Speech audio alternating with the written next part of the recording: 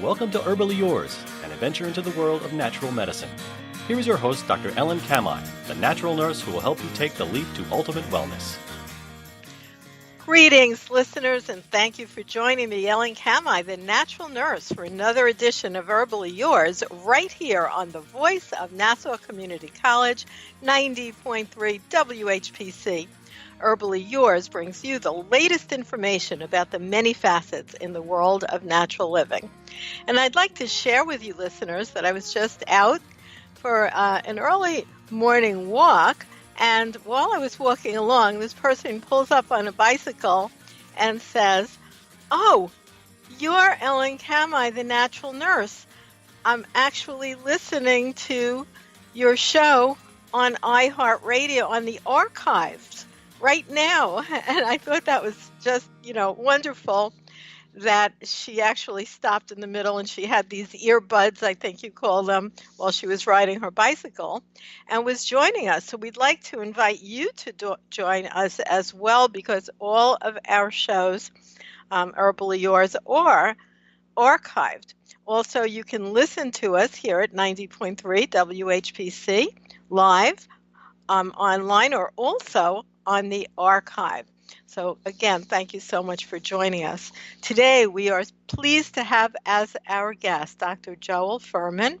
Dr. Fuhrman is a board-certified family physician, nutritional researcher, and 6-time New York Times best-selling author. He serves as the president of the Nutritional Research Foundation and has authored numerous research articles published in mainstream medical journals. He's also on the faculty of Northern Arizona University in the Health Sciences Division. Today, we're going to talk about his newest book, Fast Food Genocide. And thank you so much for joining us today, Dr. Fuhrman. Hi, good morning. Great to be here. Now, also, people can find your website at drfuhrman.com. And the first thing you have on there is you cannot buy health. You must earn it through healthy living. And that reminds me a lot of what I have on the front of my website at naturalnurse.com, which is your health is in your hands. I would say we very much agree about that. That's for sure.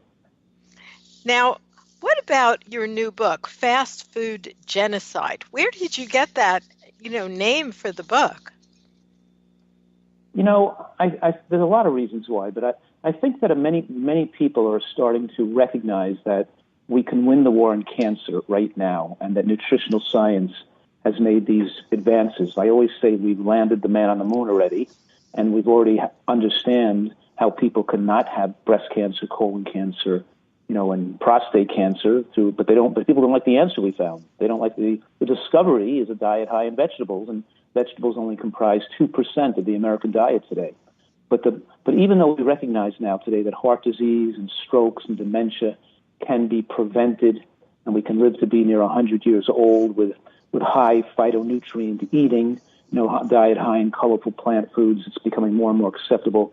What's not generally recognized is that 100 years ago, for example, 1 in 100 Americans were mentally ill. Today, it's 1 in 5 Americans are mentally ill. And nobody's discussing and talking about the scientific link and the information showing the brain damage from processed foods and the way in the American diet today with all these fried, processed, and sweetened foods, and how it causes, and there's a link between major depression and even 2 servings of commercial baked goods or fast foods a week is a 51% increase in depression. So we're not talking about... Wait. I want you to repeat that number. That sounded like a pretty low amount, Dr. Fuhrman. You said 2 servings of processed baked goods a week? Yes, I'm saying that the link between major depression and the science literature today is that even 2 servings of commercial baked goods, white flour, sugar, butter, those kind like of products. Like a muffin, let's say. Like muffins and croissants and pizzas and bagels, or cookies, or fast food. 2 servings are linked to a 51% increase in developing major depression. And those people eating the regular consumption of fast food and commercial baked goods, almost ubiquitously, more than 80% develop dysthymia, which means that they have lowering of their mood, enthusiasm, and creativity. that it affects your brain just like it affects the rest of your body. You can't eat a diet that creates heart disease and cancer and expect it not to have a major effect also on brain function and eventually shrinkage of the brain and dementia, of course, in later life. But so these are not being recognized, and nobody's discussing these issues. And the tremendous damaging effect of these foods on our future, but also the epigenetic changes that occurs to future generations, increasing risk of childhood cancer and autism in future generations. And then the real fast food genocide comes into play when we're talking about vulnerable populations, food deserts, people, especially Black Americans living in the inner cities, where we have a degree of bigotry going on. Because even in the medical profession, even in the ivory towers, we're taught and we learn about how Black Americans have higher risks of prostate cancer, stroke, 5-time increased risk of kidney failure, increased risk of prostate cancer. We're talking about almost as if there's some genetic weakness in the genes of these individuals who are for higher propensity for these diseases. And it's totally incorrect and false. I showed in the book that, for example, from the 1840s to 1870s, we have good statistics, and there were more centenarians among Black Americans, more people living longer than the white Southerners, and they had better health, and they were achieving economic achievement and educational advancements. And it wasn't until pellagra became widespread in the South and wasn't recognized as a nutritional disease back then. We thought it was genetically defective genes in Southern whites. But in any way, pellagra intensified the violence after the passage of the Jim Crow laws, more anger. Well, you know what? Hold that thought 1 second, because I want to introduce you again and let people know that you are listening to Herbally Yours on the voice of Nassau Community College, 90.3 WHPC. I'm Ellen Kamai, the natural nurse, and my guest today is Dr. Joel Fuhrman. And I do want to remind you that you can see Dr. Fuhrman and many other lecturers. Just go to navalexpo.com. He's been presenting there. He was on the cover of the last Naval Expo magazine. I imagine he might be again. So navalexpo.com has been promoting and helping Dr. Joel Fuhrman get the word out, as well as the many things he does, like his books, Eat to Live Quick and Easy, and a cookbook also, and Fast Food Genocide, which he's talking about today, that interesting concept of why you're calling it genocide, Dr. Fuhrman. That's pretty fascinating, because here you're getting into, interesting things like food deserts in the inner cities. Right, and destruction to whole populations of Americans where the American dream and the possibility for economic achievement and happiness and good health is taken away from them because they don't have access, or they're not given an opportunity because we don't have access to fresh produce with phytochemical richness to protect the brain and to maximize human achievement, human education, human health. We're talking here that what you and I are both in agreement that we are what we eat, but the message I really want to leave here very adamantly is that you don't have to have high blood pressure, have heart attacks and strokes. You don't have to be diabetic. It's reversible. In other words, what I'm saying here is nutritional excellence is 100 times more powerful than medication and conventional medical care. These diseases are caused by what people are putting into their body, and we're not educating our whole school system. Our whole population has to be educated with reading, writing, arithmetic, and nutritional science from grade school on up. It can't be we can't rely on doctors when you get very sick to say, okay, you have to eat vegetables and stop eating fried food and salt and sweets right now. It can't happen that way. Well, not only that, they don't. Yeah. I've been a nurse since 1973, Dr. Fuhrman, and at that time, I was called the natural nurse because I came into the lunchroom with the doctors and nurses in the hospital. By the way, they were still smoking cigarettes in the lunchroom, if you remember, and I'm sure you're old enough to remember. And I would actually point out to the doctors things like what you're talking about. Even then, there was so much scientific data, and I got pushback saying what you eat has nothing to do with your health. And I think a lot of even physicians believe that today.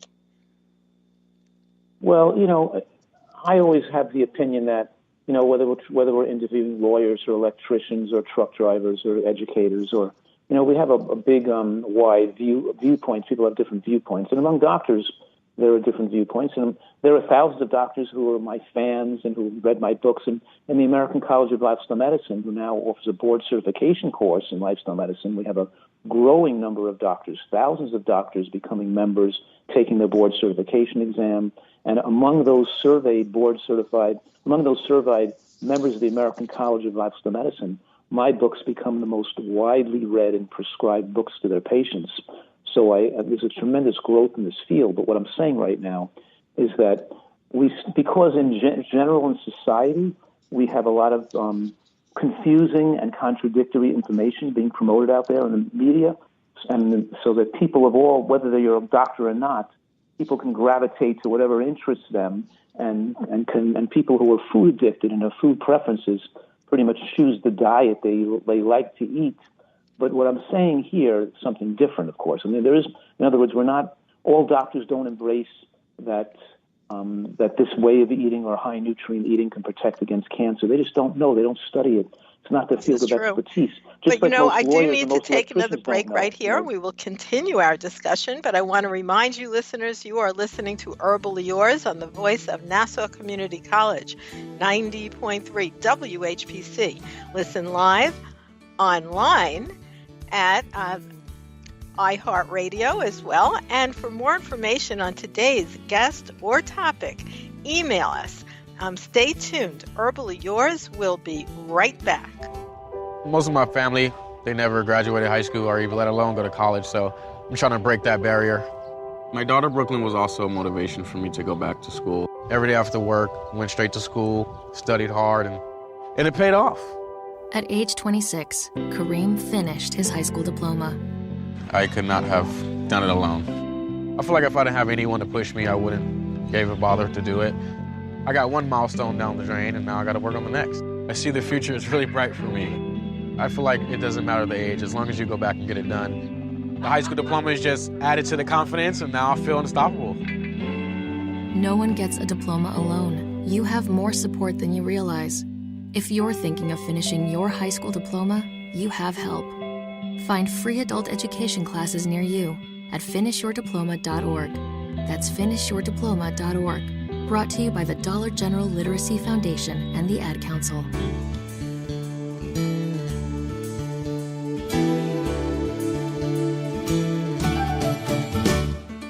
And welcome back once again right here to Herbally Yours on the voice of Nassau Community College.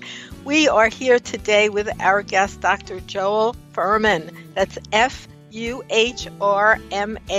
and you can find him very easily. Just Google him, Dr. Fuhrman, or drfuhrman.com or navalexpo.com. You will find him there as well because he lectures all over the world. He is very, very well known for his scientific research, like he is sharing with us today, about the importance of a vegetable-based diet. You know, one of the things I do, Dr. Fuhrman, to bring this into like a practical discussion is I have every single client, even before they come in, they have to carry around with them index cards and write down every single thing they put in their mouth for 3 days. And then their assignment is to make a rainbow. Like, what's the color of each of those foods, and how would you create a rainbow? One guy, however, thought he's tricking me, and what he did was eat Skittles every day, Dr. Fuhrman, to get that rainbow.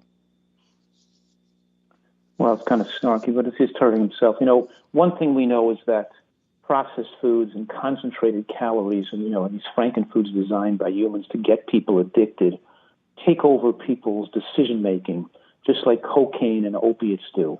And people look to irrational and even self-delusional thoughts to justify their consuming unhealthy foods, not realizing they're creating a living hell for themselves later on in life. And I know that, that addictions do that, and the people aren't really truly being the full people they can be. They're not the best fathers or the best mothers or the best workers or as creative or happy or intellectually sound decision-making. Because when you're a food addict or really a cocaine addict or any type of addict, part of your brain is just focusing on, meeting the needs for maintaining that addictive behavior. And it's through the proportion that you do that, it takes away your ability to be in control of your life. So I think that, these decisions, these people tricking you, they're tricking themselves, but this is the most troubling part, is that once you get hooked on fried foods and sweets and greasy foods that are killing you, it's very difficult for people to want to change, because the primitive brain is so addicted to the dopamine rush they get from eating those foods. And when they try to stop eating those foods, they feel weak, they feel shaky, they have what's known as withdrawal depression. They actually feel decreased mood from coming off their addictive foods of choice. And it's hard. We have to train people with how to remove food addiction. And this is why people can't succeed on dieting and keeping their weight off, because when they try to, they feel so poorly when they try to eat healthier, not recognizing that there's going to be a period of time where you go through withdrawal depression and some symptoms until you're able to, with enough abstinence, able to recover your taste buds and recover your desire and pleasure and able to get pleasure from natural foods that are more subtly flavored, which takes time. So there's a lot of educational process that has to go into enabling people to get back in touch with their instinctual drive for calories and their instinctual preference for healthy foods versus unhealthy foods. Yeah, that is such a wonderful thing when you get to actually like healthy foods. That's the only thing I actually even want to eat. I don't know if I ever ate at a McDonald's in my life. I did go to Wetson's once. I was about maybe 9 years old, and that's a long time ago. Most listeners probably never heard of that. But, my parents, who were in their 90s and very, very healthy, also ate that way. So, I guess it gets passed down. Right. So you're lucky you had that good upbringing, good exposure to people that were eating healthy. But, I think that gets back to this message of fast food genocide, that when you're raised in an environment where there's nothing but, convenience stores and fast food restaurants, and there's no produce around, then you've stripped this individual of an opportunity to have good health and good happiness and to succeed in school and to have their intelligence be maximized and to have their educational process and to have a health and good living. And in other words, I'm saying a lot of things, but I also want to throw in there that the link between fast food and candy and sugary products in childhood is linked to criminal behavior and drug use and drug abuse. And what I'm saying right now is that the link between sugar consumption and sweet consumption and candy consumption in childhood is better linked to later life opiate and illegal drug use than it is to poverty, social isolation, lack of parents, abusive parenting, or living in an orphanage. Or the most critical and strongest link here is eating junk food and candy. So our parents are bringing kids donut holes and junk food to soccer games, and there's no awareness of the long-term dangers of these food practices, especially in vulnerable populations who don't have access to good food, and we're not spending enough effort to try to educate people and make available to them the opportunity to have good health. And therefore, we have a healthcare crisis, which people think is lack of access to doctors, and it's really all about lack of access to food.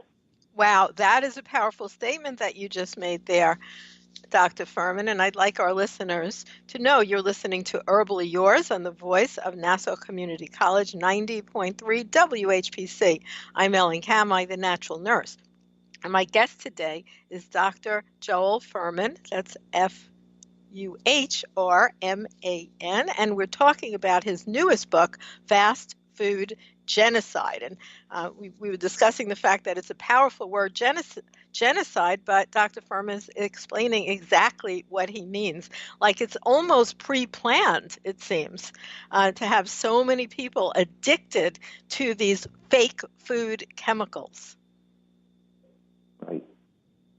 Exactly. And we're tremendous myths and scams have been perpetrated on Americans. I mean, and it's what's been so effective. Like, we've convinced Americans to think that, like olive oil and coconut oil, that pouring oil on you, or any kind of oil, that pouring oil over your food is a healthy practice. We have the most overweight and obese population in the history of the human race, and people are pouring liquid calories onto their food, and we've convinced them to scam them into thinking that oil is healthy for them. You know what I mean? So it's like there's so many things going on. I mean, I should just clarify this and say the only proven methodology to slow aging and to radically extend human lifespan which works not only in humans and other primates, but in all species of animals, is moderate caloric restriction in the environment of micronutrient excellence. I think people should write that down and memorize it. We're talking about eating a diet rich in a wide diversity of micronutrients at the same time as not exceeding and not overshooting the amount of calories the body requires. And those are the major factors. And the opposite is also true, that when you eat a diet that's micronutrient rich, it naturally suppresses your appetite. And the only way you can control your overeating behavior is by eating a diet that has a better nutritional quality to it. That's why I call it a nutritarian diet, rich in micronutrients. Once your diet is low in nutrients and you're starving for phytochemicals and antioxidants, you become a food-consuming machine that can't be stopped. Well, it seems that way, and I guess that's one of the reasons that not only obesity, but so many other illnesses, such as those linked to inflammation, like arthritis and back pain and depression and diabetes, you don't catch those. You create them through your choices. Right. It sounds like you're like a great mirror and a great ally, giving people the same message that we've both been, I guess, reaching out to people for years. And it's all about motivating people to make this change and to have them fully recognize it's not about giving up. And I know because people thinking could listen to you or to me and could think to themselves, oh, yeah, but I'd rather die younger and enjoy my life more with all these, exotic foods or special foods that taste so great. But it doesn't. See, that's the myth. That's more the self-delusional nonsense people speak to themselves, because they're not enjoying their life more; they're enjoying their life less, and that these foods have hijacked their taste buds. And when you eat a healthy diet and live 20 years longer and don't have the the destructive, poor, suffering in nursing homes and with dementia and strokes and the horrible things that happen to people with cancer later in life, that makes living their life a living hell, even if they're alive. The point I'm making is that when we're taking care of our health, we enjoy food just as much or more than people who are eating whose taste buds have been hijacked and who are addicted to processed foods. And, because right now, processed foods and fake foods are now 60% of all the American diet, animal products a third of the American diet, produce about 5 or 6%, and vegetables only 2% of the American diet today. Incredible as that may seem, where all the blue zones and all the long-lived societies around the world and all the centenarian studies all link the proportion of vegetables in the diet to lifespan and health protection. And of course, the foods that have the most power to protect against cancer, I have this acronym called Gbombs, Gbombs, which stands for greens, beans, onions, mushrooms, berries, and seeds. And when people eat these foods regularly, it has dramatic effects to work synergistically. Wow, that was a great list. Could you give that list again, Dr. Fuhrman? That's something that people could easily incorporate into their diet. Oh, yeah, they can do a vegetable bean soup on the weekend and make it for the whole week. It should be in a salad every day with a nut and seed-based dressing. We're talking about using nuts and seeds as the source of fat instead of oil, completely different biological effects, using fruit instead of sweeteners. But the Gbomb list helps people remember those foods with the most powerful association with decreasing your risk of cancer. And we have studies going on where thousands of women are eating their Gbombs every day. And it stands for greens, meaning green cruciferous vegetables, the most powerful anti-cancer substance. We're talking about collard greens and kale and watercress and arugula and bok choy and broccoli. So it's greens and beans and onions and mushrooms and berries and seeds like flax seeds, chia seeds, sesame seeds containing these lignans. Even studies showing that women eating a little bit of lignan a day who have breast cancer had a 71% decreased mortality from breast cancer over the 10-year period they were tracked just from a little bit of lignan. Well, I love that acronym, and we're going to have to stop there because we're actually out of time. You had so much great information, and I want to thank you so much for being our guest today, Dr. Fuhrman, on Herbally Yours. And I want to thank you, listeners, for tuning into Herbally Yours, produced in the studios of 90.3 WHPC, Nassau Community College, Garden City, New York. For further information, email us at whpc@ncc.edu. This is your host, Ellen Kamai at naturalnurse.com, inviting you to join us next week for another edition of Herbally Yours. Until then, stay healthy.